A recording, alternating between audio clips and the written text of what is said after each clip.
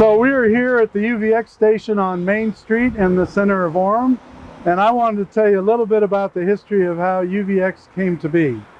So when I first became mayor, I made it a priority that I would work as hard as I could, that I would attend every meeting, I would go to every groundbreaking, I would be there at every ribbon cutting, and I would be available for the citizens from 7:30 in the morning till 10:30 at night. I would publicize my phone number, and anybody who needed help, I would be there for them. So in my determination that I would go to every meeting, I ended up going to a Metropolitan Finance Committee meeting over at the headquarters for Mountain Land Area Government one day. There are 12 mayors that are part of that committee that meets periodically.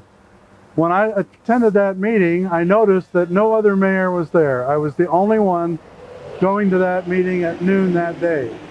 Another gentleman walked in. His name was Mike Allegro, who is the CEO at the time of the Utah Transit Authority, or UTA. He sat down and we started our discussion.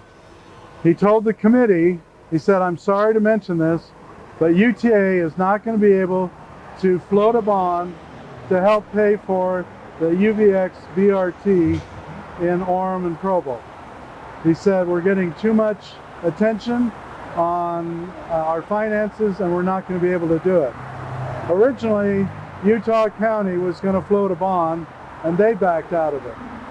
So to finance the $200 million project, a third of the money had to come from the federal government through a small starts grant project, a third through a quarter-cent sales tax, and a third through a bond. So if in fact UTA was not going to pass the bond, then our project was dead. It had been proposed and had been in the works for about 8 years. So we were out of money. I looked at that and thought, we need to do something, we need to do it quickly.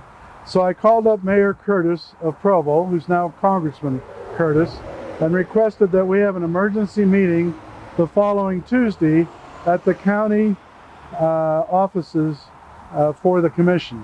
We invited the county commissioners, we invited UTA, we invited the mayors, and we sat down in this small group and hashed out how we were going to get a bond passed, how we were going to pay for maintenance and operation costs and lost opportunity costs. Mayor Curtis was able to get Utah County to float the bond for UVX, and I was able to get everything else done. The following week, we were to meet with our Transportation Regional Planning Committee and get them to approve what we were proposing. So we met there. We had 3 individuals that were against, everybody else was for. That went ahead and passed. So a couple of weeks later, we flew back to Washington, D.C. to meet with the Department of Transportation to proceed to go after a small starts grant. Now, in this particular process, there were 120 cities like ourselves wanting to receive a small starts grant. And there were only 6 small starts grants available that year. But we had one thing on our side. So the Front Runner project was funded by the Department of Transportation, and it had come in under budget and ahead of schedule, and we had $5 million left over from that. So the Department of Transportation suggested that we use that $5 million to anchor one of the 6 spots for the Small Starts Grant. So we were able to do that. We went back and met with the Department of Transportation again. They liked what we were doing, so they awarded us our own Small Starts Grant. I felt at that time that we were making good headway and that we should be able to get this project going. What I didn't know was that a few weeks later, the U.S. Congress was going to abolish the Small Starts Grant program. So I got a call from Mike Allegro again, and he said, "Mayor, if there's any way you can talk to Senator Hatch and his staff and get them to put this back on the budget, that would be a huge help, because President Obama just pulled the Small Starts Grant off the budget." So I spent that entire weekend on the phone with the staff of Orrin Hatch's office, and Orrin Hatch was on the floor of the Senate, and they were working on the budget through the weekend. And Orrin Hatch, with his staff, agreed, and they got the Small Starts Grant budget put back into the main budget. We were funded again. We were in great shape, and we were good to go. So we thought we were pretty good there, but then we had a referendum that was put against us. Then we had a second referendum that was applied for and put against us. Then the city of Orem was sued. Then the city of Provo was sued. But we worked really hard. We defeated both referendums.